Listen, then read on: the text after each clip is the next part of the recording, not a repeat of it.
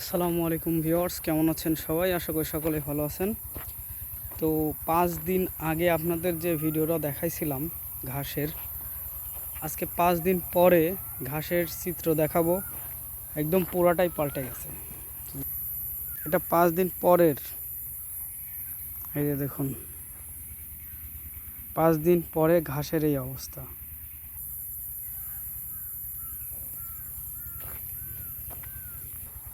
এবার চলুন 5 দিন আগে কেমন ছিল সেটা দেখাই।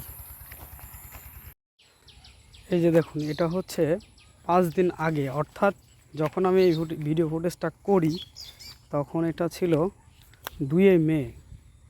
আর আজকে আপনাদের সামনে যে 5 দিন পরের যে ভিডিওটা করতেছি এটা ছিল 7 মে। সো 5 দিন আগে এই ভিডিওটা করছিলাম। তো দেখুন, গাছগুলো একদম ছোট ছোট হয়ে আছে, তেমন গ্রোথ পাচ্ছে না।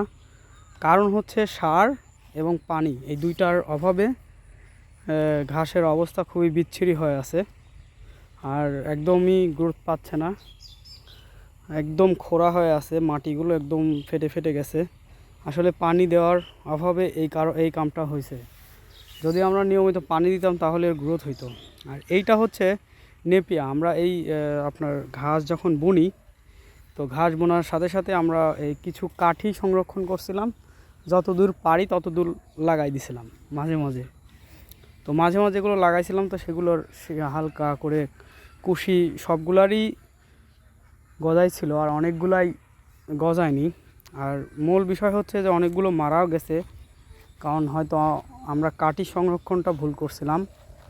আর আরেকটা বিষয় যেটা হচ্ছে, পানিটা সঠিক সময় দেওয়া হয়নি। তো পানির অভাবে একদম ঘাসগুলা মানে স্থির হয়ে আছে, গ্রোথ নেই, একদম জমির অবস্থা খুব খারাপ, ঘাসের অবস্থাও খুব খারাপ হয়ে আছে। তো আমরা যার কারণে এই 5টা দিন পানি, সার এবং বিষ এই প্রয়োগ করি 5 দিনের পরে, যার কারণে আমরা খুব ভালো একটা গ্রোথ পাই।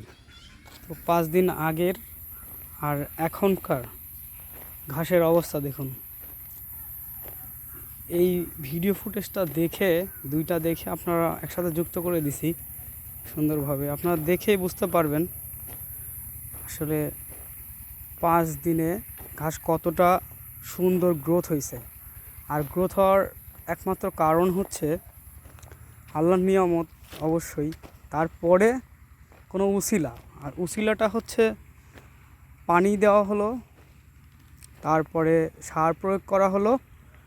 আর এখন আজকে 5 দিন পরে এই যে সারে এই ঘাসগুলোতে অনেক ধরনের পোকা আক্রমণ করছে, পাতাগুলো খেয়ে নিচ্ছে। তো বিষ প্রয়োগ। তো এক্ষেত্রে কি বুঝলাম আমরা? এক্ষেত্রে বুঝলাম যে কোনো ফসল বা যে কোনো গরুর জন্য ঘাস লাগান বা বুনেন, সব কিছুর বিষয়, মেইন বিষয় হচ্ছে পরিচর্যা।